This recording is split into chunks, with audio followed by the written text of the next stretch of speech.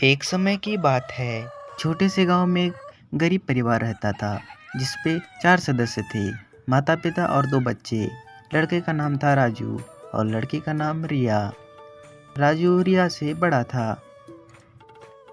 एक दिन रिया मम्मी के पास दौड़ते दौड़ते आती है और कहती है, मम्मी मम्मी, कल रक्षाबंधन है, मुझे कुछ पैसे चाहिए।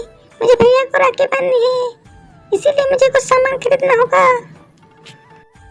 रिया उसकी माँ से कुछ पैसे मांगती है क्योंकि अगले दिन रक्षाबंधन होता है और वह कुछ सामान खरीदना चाहती थी जिसे पैसे की ज़रूरत थी। रिया की मम्मी उसे हाँ बोलती है, लेकिन उसे पता होता है कि उसके पास पैसे नहीं है। बच्चों की माँ जाकर अपने पति अशोक से कहती है, कल रक्षाबंधन का त्योहार है और बच्चे बहुत खुश हैं। मैं उन्हें उदास देखना नहीं चाहती, इसीलिए आप जाकर कहीं से पैसों का इंतजाम कीजिए। यह सुनकर राजू के पिताजी कहते हैं, ठीक है, मैं कहीं से बच्चों के लिए कुछ पैसों का यह जुगाड़ कहकर करता हूँ। राजू के पिता अशोक घर से निकल जाते हैं।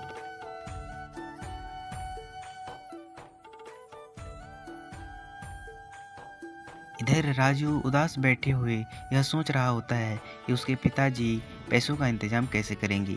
तभी बाहर से किसी की आवाज़ आती है। राजू बाहर जाकर देखता है तो उसका दोस्त रवि उसे पुकार रहा होता है। अरे रवि, तुमने आवाज दी, कुछ काम था क्या? मैं घर पे खाली बैठा था, कुछ काम है तो बताओ। रवि बोलता है, मुझे तुम्हारी ज़रूरत है क्योंकि मैं अकेला बाजार जाना नहीं चाहता। मुझे बाजार से कुछ सामान लाना है। चलो, मैं तुम्हें रास्ते में सारी बातें बताता हूँ।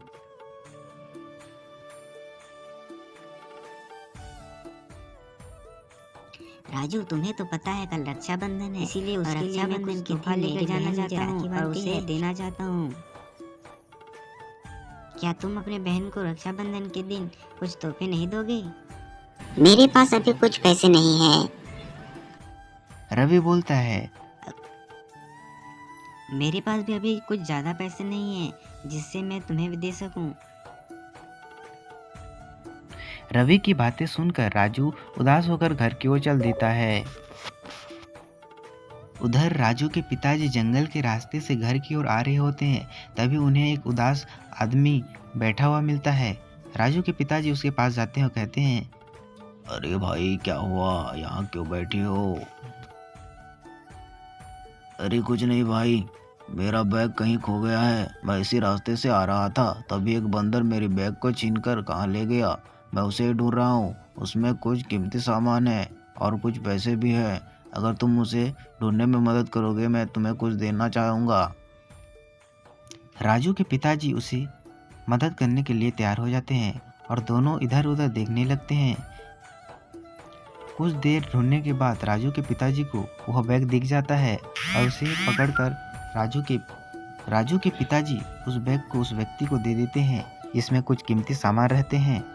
वह व्यक्ति राजू के पिताजी से कहता है, तुमने मेरी मदद की इस बैग को ढूंढने में, इसीलिए मैं तुम्हें कुछ देना चाहूँगा।